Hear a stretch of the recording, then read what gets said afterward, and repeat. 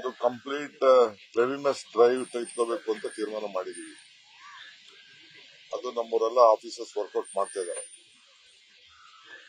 ಅದು ಕೂಡಲೇ ತಿಳಿಸಿದ್ದಾನು ಯಾವತ್ತಿಂದ ಪ್ರಾರಂಭ ಮಾಡ್ತೀವಿ ಅಂತೇಳಿ. ಸೊ ಇವತ್ತು ಕೆಲವು ಸಿಟಿಲಿ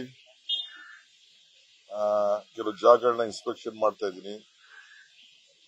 ಜೊತೆಗೆ ಕೆಲವು ಉದ್ಘಾಟನೆ, ಶಂಕುಸ್ಥಾಪನೆಗಳೆಲ್ಲ, ಕೆಲವು ಸ್ಟಾಮ್ ವಾಟರ್ ಡ್ರೈನ್ದು ಕೆಲವೆಲ್ಲ ಇದೆ.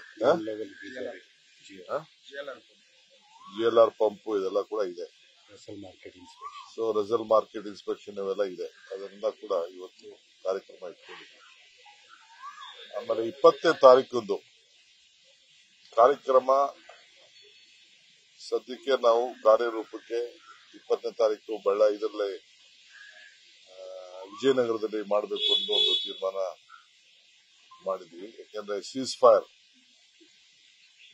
ಫೈರ್ ಆಗಿರೋದ್ರಿಂದ ಸೊ ಅದನ್ನ ಮುಂದೂಡಬೇಕು ಅಂತ ಮಾಡಿದ್ದು.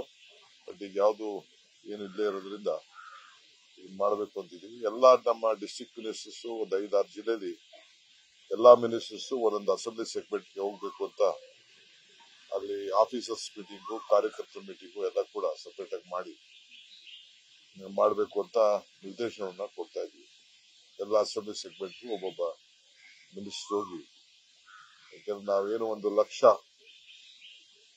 ಪಟ್ಟಾಗಳನ್ನ ಕೊಡಬೇಕು ಮನೆಗಳದು, ಏನು ನಮ್ಮ ರೆವಿನ್ಯೂ ಇಲಾಖೆಯಿಂದ ಮಾಡಬೇಕು ಅಂತ ಇದ್ದೀವಿ ಯಾರಿಗೂ. ಅದು ಬಹಳ ನಮ್ಮ ಮ್ಯಾನಿಫೆಸ್ಟೋಲ್ಲಿ ಒಂದು ಮಾತಿತ್ತು. ಆ ಮಾತು ಪ್ರಕಾರ ಮಾಡಬೇಕು ಅಂತಿದ್ದೀವಿ. ನಮ್ಮ ರಾಷ್ಟ್ರೀಯ ನಾಯಕರಿಗೂ ಕೂಡ ನಾವು ಆಹ್ವಾನವನ್ನು ಮಾಡ್ತಾ ಇದ್ದೀವಿ. ಸ್ಟಾಪ್ ಮಾಡಿರೋ ವಿಚಾರವಾಗಿ ಇಂದಿರಾ ಗಾಂಧಿ ಒಂದು ಭಾಷಣ ವೈರಲ್ ಆಗ್ತಾ ಇದೆ. ಕೇಂದ್ರ ಸರ್ಕಾರದ ಟೀಕೆಗಳು ಜಾಸ್ತಿ ಮಾತಾಡಲ್ಲ. ಈಗ ನಮ್ಮ ರಾಷ್ಟ್ರೀಯ ನಾಯಕರುಗಳ ವಿಚಾರ ಮಾತಾಡ್ತಾರೆ. ಸೊ ಅವರೇ ಇದ್ರ ಬಗ್ಗೆ ಪ್ರಸ್ತಾವನೆಯನ್ನ ಸಲ್ಲಿಸ್ತಾರೆ. ಏನ್ ಬೇಕೋ ವಿಚಾರ ತಿಳಿಸ್ತಾರೆ. ಮುಂದಿನ ದಿನದಲ್ಲಿ ಚರ್ಚೆಗಳು ಬರ್ತದೆ. ಆ ಸಂದರ್ಭದಲ್ಲಿ ಮಾತಾಡ್ತಾರೆ.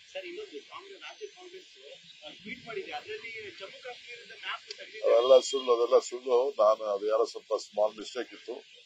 Remove everything. ಅದೆಲ್ಲ ಮ್ಯಾಪ್ ಗೀಪ್ ಅದೆಲ್ಲ ತೆಗಿಯಕ್ಕಾಗಲ್ಲ. ಯಾರೋ ಮಿಸ್ಶಿಫ್ಟ್ ಮಾಡಿದ್ದಾರೆ.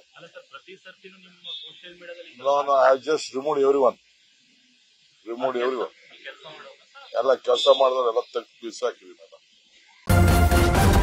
ನ್ಯೂಸ್ ಫಸ್ಟ್ ನಿರ್ಭೀತಿಯಿಂದ ನಿಮ್ಮ ಪರವಾಗಿ.